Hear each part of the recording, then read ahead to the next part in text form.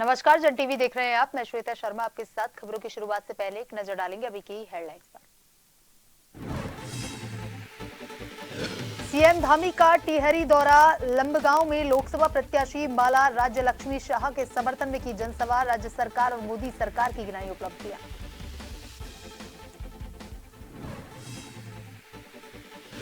उत्तराखंड फतेह के लिए बीजेपी तैयार। दिग्गजों की रैली और प्रचार धुआंधार। 2 अप्रैल को पीएम मोदी की रुद्रपुर में जनसभा। 3 और 4 अप्रैल को जेपी नड्डा पिथौरागढ़ और विकास नगर में रैलियां। उत्तराखंड में 5 लोकसभा सीटों के लिए चुनावी मैदान में 55 प्रत्याशी। केवल अल्मोड़ा से एक प्रत्याशी ने नामांकन लिया वापस। अपर मुख्य निर्वाचन अधिकारी ने दी जानकारी।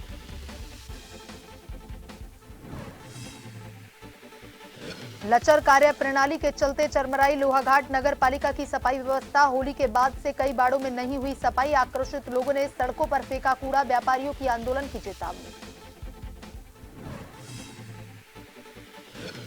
सुहावने मौसम के बीच पर्यटकों से गुलजार। नैनीताल नौकायान रोपवे और घोड़सवारी का उठाया लुत्फ। व्यापारियों में दिखी खास रौनक।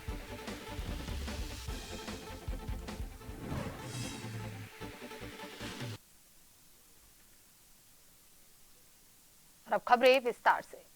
उत्तराखंड में आगामी लोकसभा चुनाव की तैयारियों में लगी भाजपा का जनसंपर्क अभियान लगातार जारी है।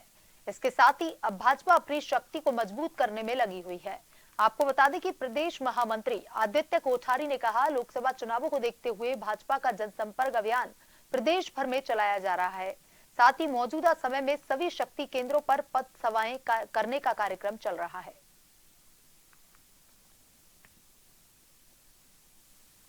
हम लोग सभी शक्ति केंद्रों में पथ सभाएं करने का कार्यक्रम हमारा चल रहा है वर्तमान समय में, और 7,000 से अधिक हम लोग नुक्कड़ सभाएं करेंगे। इन पथ सभाओं के माध्यम से, नुक्कड़ सभाओं के माध्यम से केंद्र सरकार और राज्य सरकार की जो महत्वपूर्ण उपलब्धियां हैं, इनको जन जन तक पहुंचाने का हमारा लक्ष्य है। इसके अलावा युवा मोर्चा है, महिला मोर्चा है, अनुसूचित जाति मोर्चा है, अनुसूचित जनजाति मोर्चा है, किसान मोर्चा है। इनके माध्यम से हमने रूम मीटिंग्स, कमरा बैठक, छोटी छोटी कमरा बैठक 10-10, 15-15 लोगों के साथ में बैठ करके ये बैठकें भी हमारी हों। कॉर्बेट नगरी रामनगर में भाजपा पदाधिकारी कार्यकर्ताओं ने पंपापुरी क्षेत्र में लोगों से जनसंपर्क कर पौड़ी लोकसभा प्रत्याशी अनिल बलूनी के पक्ष में वोट करने और साथ ही जनता से तीसरी बार नरेंद्र मोदी को प्रधानमंत्री बनाने की अपील की। 400 पार करेंगे हम लोग, और हम मोदी जी को बहुत बहुत धन्यवाद दे रहे हैं, जो जिन्होंने देश विदेश में हमारा पूरे हिंदुस्तान का, उत्तराखंड का नाम किया है। हम पूरे भारतवर्ष में उनका नाम है, और हम सारी महिलाएं भी उनसे बहुत खुश हैं कि मोदी जी ने हम महिलाओं के लिए भी बहुत कुछ किया है। जैसे सिलेंडर की जो परेशानी थी, पानी के लिए, बिजली और ये जो चीजें हमारी जरूरतमंद है महिलाओं के लिए, वो हमारे लिए बहुत अच्छा रिस्पॉन्स दिया है मोदी जी द्वारा। और हम यही चाह रहे हैं कि सारे कार्यकर्ता लोग कि बार बार हमारे मोदी जी आए, हमारी सरकार आए। प्रदेश भाजपा संगठन कांग्रेस समेत तमाम विपक्षी दलों को लगातार झटके दे रही है। कांग्रेस के प्रदेश महासचिव महेश शर्मा समेत कांग्रेस के लगभग 60 नेता और कार्यकर्ताओं ने रविवार को भाजपा का दामन थामा। आपको बता दें कि देहरादून प्रदेश भाजपा कार्यालय में प्रदेश अध्यक्ष महेंद्र भट्ट, कालाढूंगी विधायक वंशीधर भगत एवं भाजपा के वरिष्ठ नेता महेंद्र अधिकारी ने महेश शर्मा को भाजपा की सदस्यता दिलाई।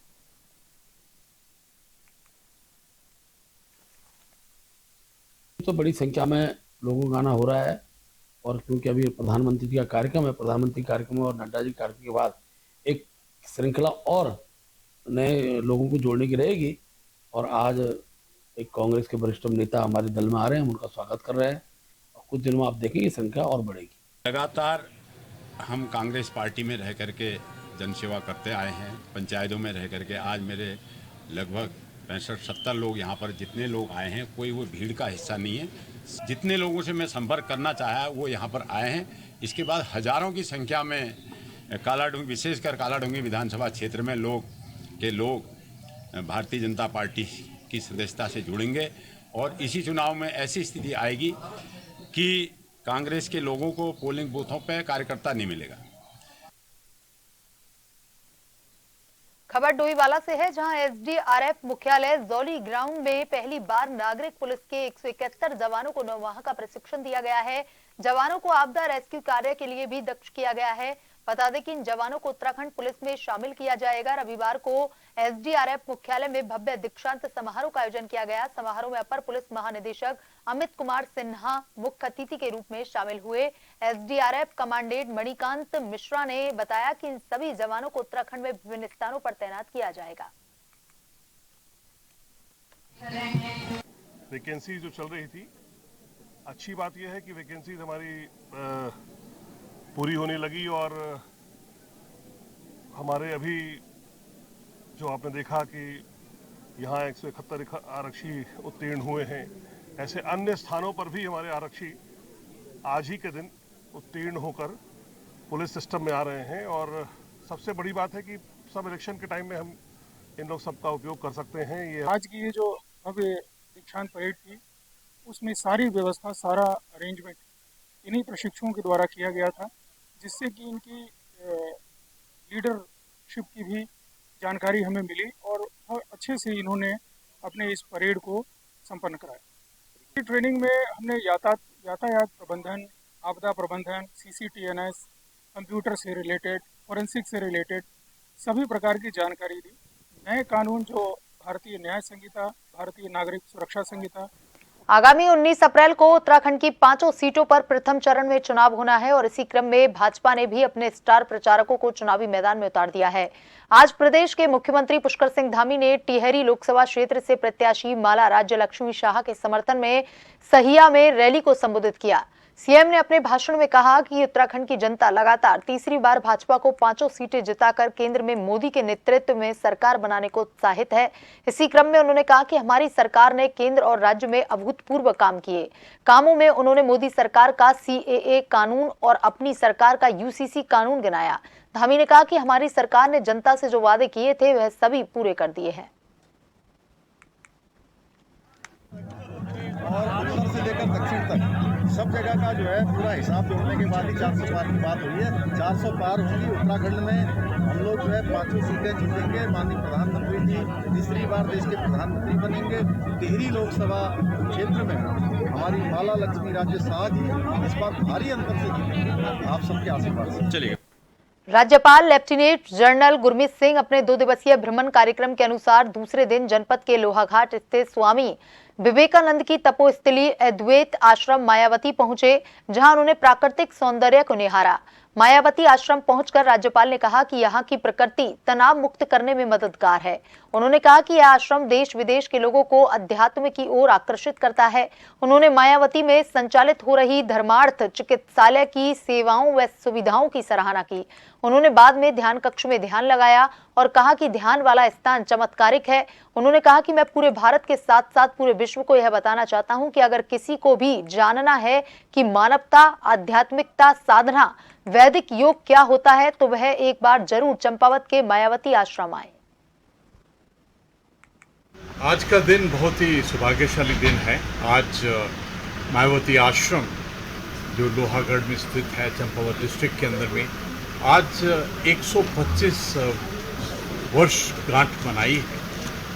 आज पूरे परिवार ने इकट्ठा होकर स्वामी विवेकानंद जी को अत्यंत धन्यवाद दिया है कि उन्होंने इस जगह पे आकर 15 दिन तक मेडिटेशन की थी। उनके जो सोच विचार हैं, उनकी जो धारणा है, जो डिविनिटी और स्पिरिचुअलिटी उन्होंने हमको सिखाई है, उसके ऊपर में हमने आज अध्ययन किया। आज हम सब ने एक संकल्प लिया कि उनके बताए गए प्रिंसिपल, सिद्धांत, मार्ग और उनकी सोच विचार धारणा को पूरे विश्व में किस प्रकार से लेकर जाए। उनका जो संदेश है ब्रह्मांड के बारे में, भारतीयता के बारे में, भारतवर्ष के बारे में, मानवता के बारे में, वो इतना गहरा है कि उसकी आज एक अलग ही जरूरत दिखाई देती है। वरिष्ठ कांग्रेसी नेता एवं कांग्रेस कृषि विभाग के प्रदेश उपाध्यक्ष इंद्रपाल आर्य ने हल्द्वानी के गोलापार स्थित अपने आवास पर प्रेस वार्ता की। इस दौरान उन्होंने कहा कि नैनीताल लोकसभा सीट से कांग्रेस प्रत्याशी प्रकाश जोशी के समर्थन में उनकी टीम लगातार जनसंपर्क अभियान चला रही है।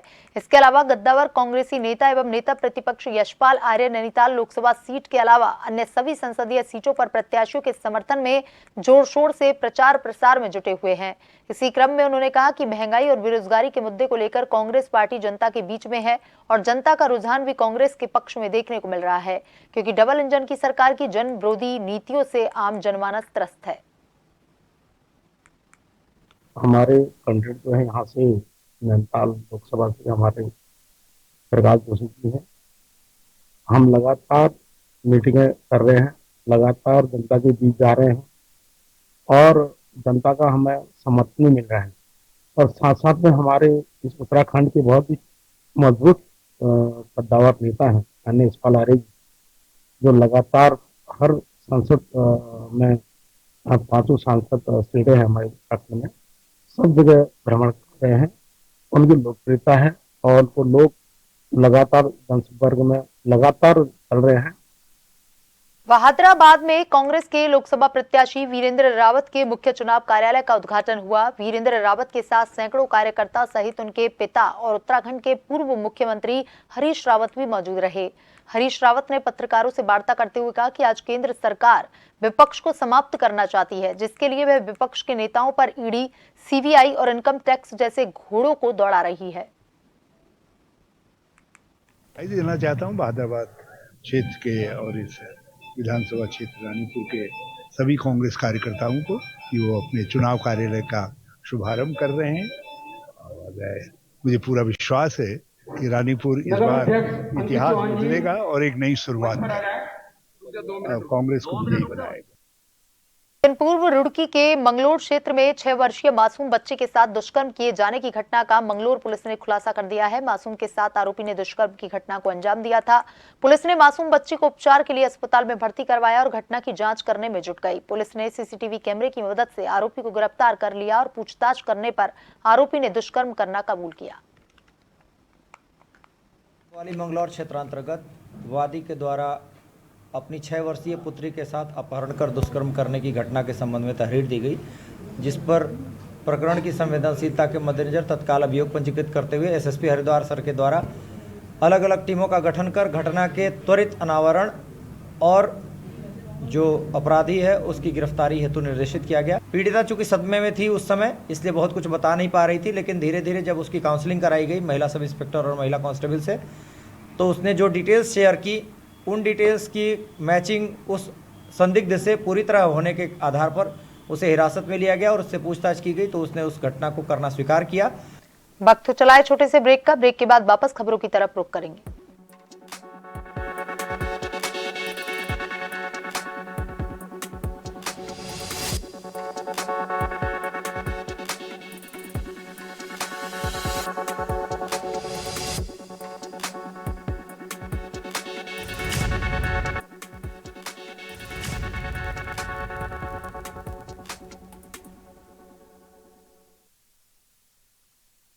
ब्रेक के बाद एक बार फिर से आपका स्वागत है। आइए बढ़ते हैं खबरों की तरफ। प्रधानमंत्री नरेंद्र मोदी और भाजपा राष्ट्रीय अध्यक्ष जेपी नड्डा उत्तराखंड में प्रचार प्रसार करने आ रहे हैं। 2 अप्रैल को जहां प्रधानमंत्री नरेंद्र मोदी उधम सिंह नगर लोकसभा सीट के अंतर्गत रुद्रपुर में जनसभा करेंगे, वहीं पार्टी के राष्ट्रीय अध्यक्ष जेपी नड्डा 3 और 4 अप्रैल को उत्तराखंड में चुनाव प्रचार करेंगे, जिसमें 3 अप्रैल को वह पिथौरागढ़ में अल्मोड़ा संसदीय सीट के प्रत्याशी के समर्थन में रैली करेंगे। वहीं दिन में टिहरी लोकसभा के विकास नगर में जनसभा करने के बाद कोर कमेटी की बैठक में रणनीति बनाई जाएगी। इसी क्रम में बताते चले कि 4 अप्रैल को जेपी नड्डा हरिद्वार में संतों के साथ बैठक करने के बाद एक विशाल रैली हरिद्वार लोकसभा सीट के लिए निकाली जाएगी।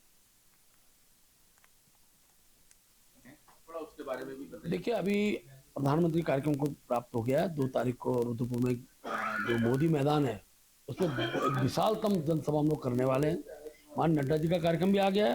नड्डा जी कार्यक्रम पिथौरागढ़ में, विकास नगर में और टिहरी लोकसभा कोर कमेटी की बैठक के साथ साथ अगले दिन हरिद्वार के अंदर शोभा रोड शो और संत महात्माओं के साथ उनकी बैठक हम करने वाले हैं। तो ये कार्यक्रम श्रृंखला आगे आगे योगी जी का आने वाला है, राजनाथ सिंह जी का आने वाला है हमारे जो गृह मंत्री जी हैं अमित शाह जी, उनका कार्यक्रम आने वाला, बड़ी संख्या में राष्ट्रीय प्रचारक हमारे बीच में आएंगे। हाल ही में तेज अंदर से लोहाघाट ब्लॉक के नेपाल सीमा से लगे सुल्ला गांव में 2 मंजिला भवन की टीन से बनी छत उड़ गई। मकान में रहने वाले 2 परिवार बाल बाल बच गए।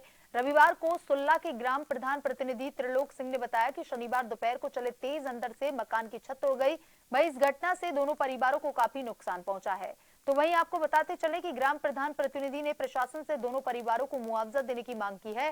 सूचना पर रविवार को क्षेत्र के राजस्व उप निरीक्षक सलमान खान मौके पर पहुंच गए हैं। उनके द्वारा नुकसान का आकलन किया जा रहा है। कुल मिलाकर एक बड़ी दुर्घटना होने से बाल बाल बच गए।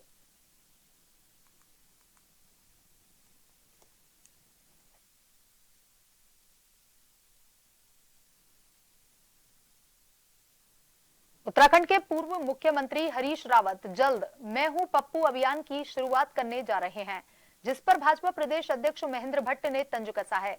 दरअसल हरिद्वार में पूर्व मुख्यमंत्री हरीश रावत पत्रकारों से वार्ता करते हुए यह बयान दिया था कि कांग्रेस में मैं हूं पप्पू अभियान की शुरुआत करने जा रही है। पप्पू के साथ सभी लोगों की शुभकामनाएं होंगी।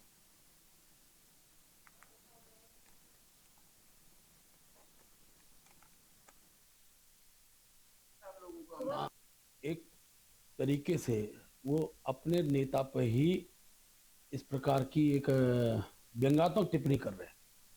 तो राहुल गांधी को हमने तो कार्य पूरा देश उस रूप में बोल रहा है, लेकिन अगर वो ये कहते हैं कि मैं भी हूं पप्पू अभियान चलाते हैं, तो कांग्रेस में कितने पप्पू हो जाएंगे इसकी गणना करनी मुश्किल होगी। और ज्यादा पप्पुओं का जो रोल है वो कांग्रेस में उचित लगता है, तो बनाए करें अपना कार्यक्रम, कोई आपत्ति नहीं। लोहाघाट नगर पालिका की लचर कार्य प्रणाली के चलते लोहाघाट नगर की सफाई व्यवस्था बुरी तरह से चरमरा गई है, जिस कारण स्थानीय लोगों और व्यापारियों में पालिका के खिलाफ काफी आक्रोश है। जिला बार संघ अध्यक्ष राम सिंह विष्ट और निवर्तमान पालिका अध्यक्ष गोविंद वर्मा और लोगों ने कहा कि होली के बाद कई बाड़ों में पर्यावरण मित्रों के द्वारा साफ सफाई तक नहीं की गई है और न ही कूड़ा वाहन घरों और प्रतिष्ठानों से उठाने के लिए आ रही है। नगर पालिका की इस कार्य प्रणाली के चलते आक्रोशित व्यापारी और लोगों ने नगर की सड़कों में कूड़ा फेंक दिया। उन्होंने चेतावनी देते हुए कहा कि अगर पालिका अपनी कार्य प्रणाली में सुधार नहीं लाती है तो पालिका के खिलाफ आंदोलन करने को हम बाध्य होंगे।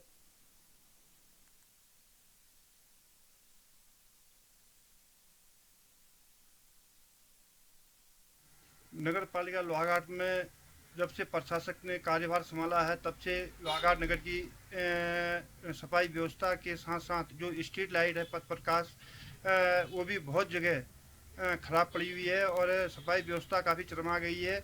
और पिछले होलियों से अभी तक बहुत सारे वार्डों में न पर्यावरण मित्र भेजे जा रहे हैं नगर पालिका द्वारा और न कूड़े की गाड़ी भेजी जा रही है, और जिससे कि समस्त व्यापारी भाइयों को काफ़ी दिक्कतों का सामना करना पड़ रहा है। साथ ही साथ जो आवासीय भवन है, वार्डों में रहने वाले हमारे मातृशक्ति और युवा शक्ति और हमारे बुजुर्ग, उनको भी काफ़ी दिक्कतों का सामना करना पड़ रहा है।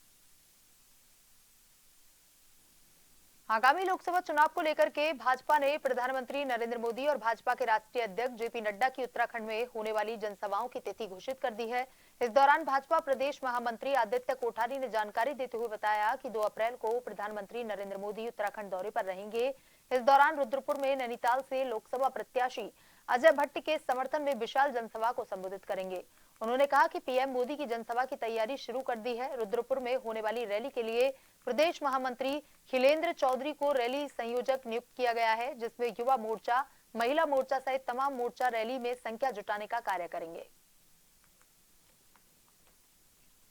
उत्तराखंड में भारतीय जनता पार्टी के 16 केंद्रीय नेताओं को चुनाव प्रचार के लिए स्टार प्रचारक के रूप में आना है और इनमें से प्रधानमंत्री आदरणीय नरेंद्र मोदी जी, राष्ट्रीय अध्यक्ष आदरणीय जेपी नड्डा जी, गृह मंत्री अमित शाह जी, रक्षा मंत्री राजनाथ सिंह जी और उत्तर प्रदेश के मुख्यमंत्री आदरणीय योगी आदित्यनाथ जी प्रमुख रूप से हैं।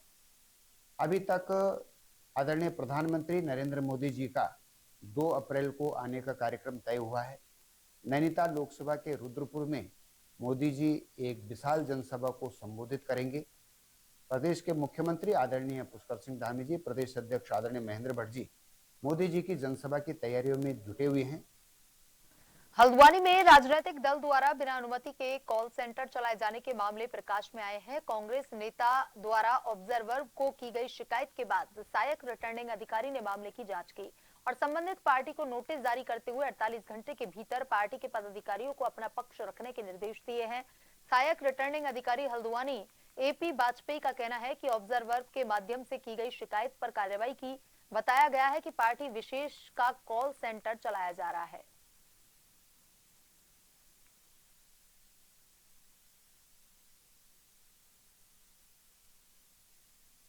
हमें एक शिकायत प्राप्त हुई है और माननीय सामान्य प्रेक्षक महोदय के माध्यम से भी उसमें हमें शिकायत की कॉपी मिली थी और उसमें ये कहा गया है कि नैनीताल रोड पे एक पार्टी विशेष द्वारा एक कॉल सेंटर के रूप में संचालन किया जा रहा है और वहाँ से कॉल्स की जा रही हैं और वो आचार संहिता की परिधि में आता है। तो उसी के दृष्टिगत संबंधित पार्टी के पदाधिकारी को 48 घंटे के अंदर अपना प्रत्युत्तर प्रस्तुत करने के लिए नोटिस इश्यू किया गया है। उत्तराखंड में 5 लोकसभा सीटों के लिए 55 प्रत्याशी चुनावी मैदान में हैं। शनिवार को नाम वापसी की अंतिम तिथि थी। केवल अल्मोड़ा लोकसभा सीट से एक प्रत्याशी ने नामांकन वापस लिया है। अब नामांकन वापसी का समय समाप्त होने के बाद 55 प्रत्याशी चुनावी मैदान में हैं। अपर मुख्य निर्वाचन अधिकारी ने एग्जिट पोल अन्य चुनावी गाइडलाइनों को लेकर भी जानकारी दी।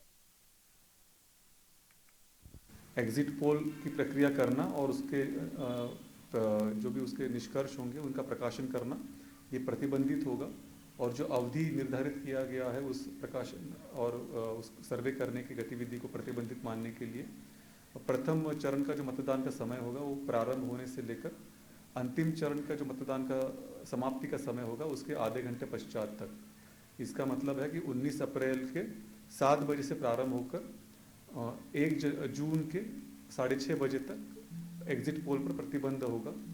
इसका सभी मीडिया जो समूह होंगे इनको इसका बारे में अनुपालन करना सुनिश्चित करना होगा। पहाड़ों की रानी मसूरी में इन दिनों जल निगम द्वारा मसूरी की कैमल बैक रोड पर सीवरेज पाइपलाइनों को बिछाई जा रही हैं, परंतु विभाग के अधिकारियों की लापरवाही के कारण लोगों को इसका खामियाजा भुगतना पड़ रहा है। कैमल बैक रोड को जगह जगह से जल निगम के ठेकेदार द्वारा खोद कर छोड़ दिया गया है, जिससे बारिश होने से मलबा कीचड़ में तब्दील हो गया है। मार्ग पर आवाजाही करने में लोगों को खासी परेशानियों का सामना करना पड़ रहा है। मसूरी भाजपा महिला मोर्चे की अध्यक्ष गीता कुमाई ने कैमल बैक रोड पर हालात पर अपना कड़ा विरोध जताया।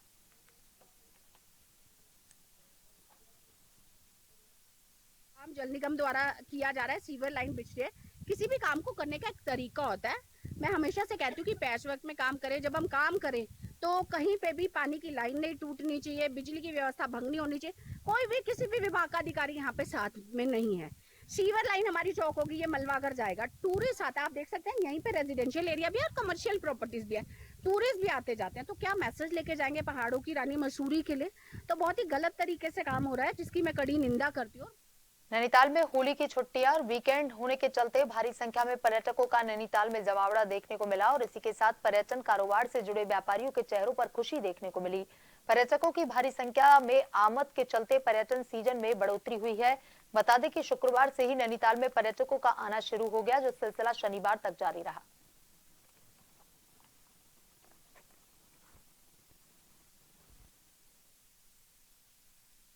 बहुत ही अच्छा लग रहा है। मुझे लग रहा है नैनीताल में ही नेचुरल ब्यूटी भी बची हुई है। एंड आई रिसेंटली विजिटेड जू।